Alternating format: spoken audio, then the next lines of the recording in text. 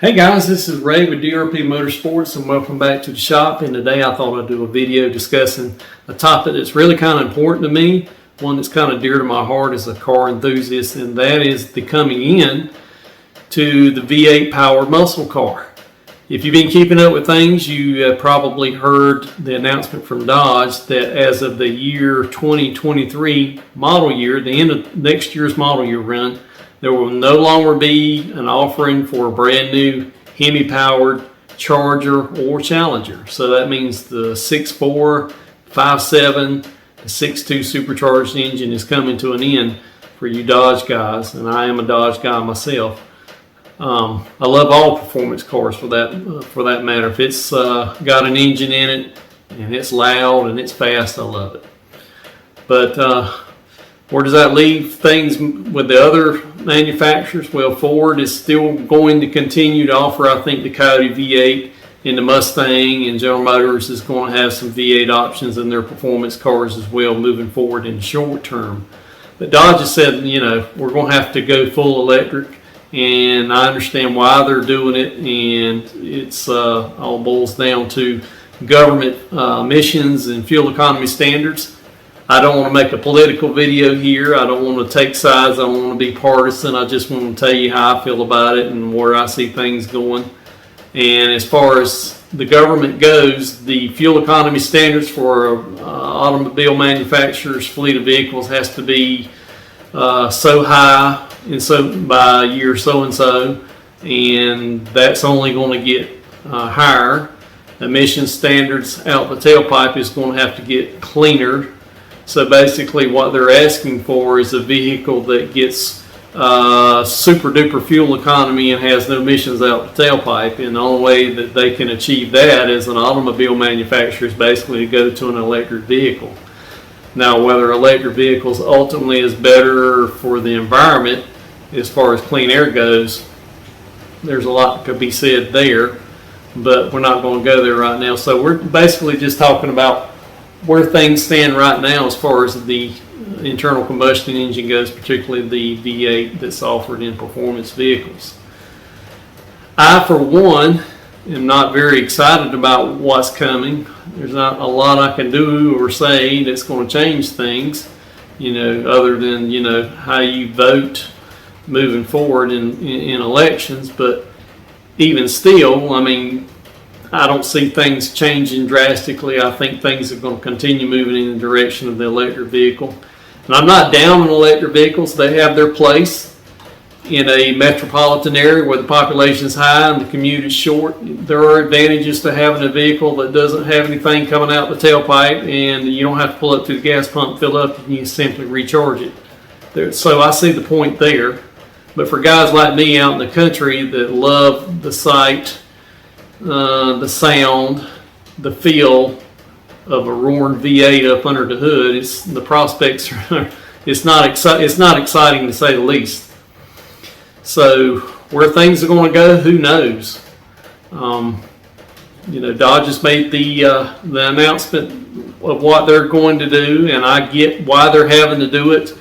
The Hemi engine is an old school V8 overhead valve pushrod design, and there's not a lot that you can do to tweak it to meet fuel economy and emission standards now. The Ford Coyote and what General Motors has recently developed, I know particularly for the C8 Corvette, it's pretty high tech. You've got dual overhead cams with variable valve timing and a lot of other little tricks that they can do to help them meet fuel economy and emission standards as things sit right now. But even still, Ford and Chevy are going to have to eventually cave in to the whole EV movement.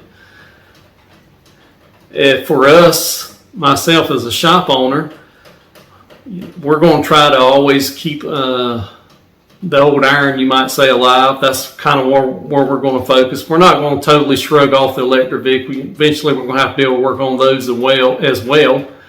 But a lot of folks are going to be like me and try to grab up what you can now and hold on to it. And we're going to try to help folks keep those vehicles running as well as we can. Things might get even worse. Who knows? California, for example, has said that I think they're going to ban the sale of internal combustion engine vehicles by year 2035. Other states probably going to follow California's lead and adopt such policies as well. It could get even worse in the sense of things being like, for example, who knows? I mean, the government might say we're going to ban the sale of fossil fuels, period. So no more gasoline, no more diesel from the pump. That sure will make everybody buy electric, won't it? There's a lot that can be said there, infrastructure-wise. Are we ready for everybody to plug in right now? No, I don't think so. People can't afford electric vehicles right now because the price of them is so much higher than a gasoline counterpart. So there's a lot there that's still going to have to evolve before most of the population can even accept an electric vehicle. But for me, it's more than just where we're at and where we're heading. It's kind of an emotional thing. I love the sight, the sound, the feel of a high horsepower car with a big old honking V8 engine up under the hood, whether it's naturally aspirated or supercharged or turbocharged. Nothing can change the experience that you have when you're sitting in a vehicle like that. It's got a vibration, it's got a sound. When you pull up to a stoplight, the car shakes. When you rev the engine, the car torques, twists from side to side from the torque of the engine when you rev it. So, I mean, those are things right there that an electric vehicle simply doesn't have. I'm not saying that electric vehicles don't have mind-numbing performance, because they do. They can outrun a lot of gasoline-powered vehicles for sure. But that excitement is just not there for me beyond the acceleration.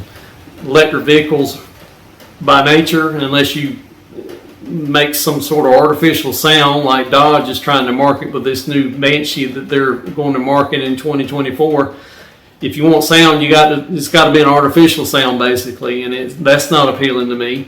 Electric motors don't have the vibration and the torque roll that car that has the big engine up under the hood has. It's a totally different experience.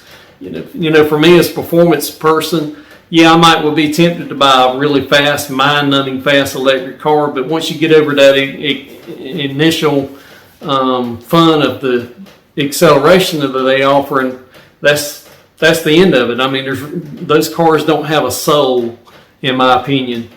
So moving forward, I'm not really excited about the notion of electric vehicles, and I just wanted to put that topic out there and see what you guys, what your thoughts are on this stuff moving forward. Feel free to comment in the comment section below, and say what you want to say. It's really interesting to see where people's thoughts are on this. I'm middle-aged. I'm 48, so I grew up around the 5-liter Mustang and Camaros and Challengers and Chargers at the drag strip and Allen Street, with that roar of the V8 engine. The people older than me, obviously they grew up with, old school V8 cars, so they're probably not welcoming the change kind of like I am. What's interesting to see though is where the younger generations at, guys that are, just now getting, in their 20s, what their thoughts are on this process. Are they attached to a V8 muscle car, or are they, when it doesn't matter to them, what are their thoughts on, the end of the V8 moving forward in electric vehicles? They might have a totally different perspective. So please feel free to say something down below in the comment section, what your thoughts are. I'd love to see it. Anyway, guys, God bless each and every one of you. Thanks for following along, and we'll see you again soon.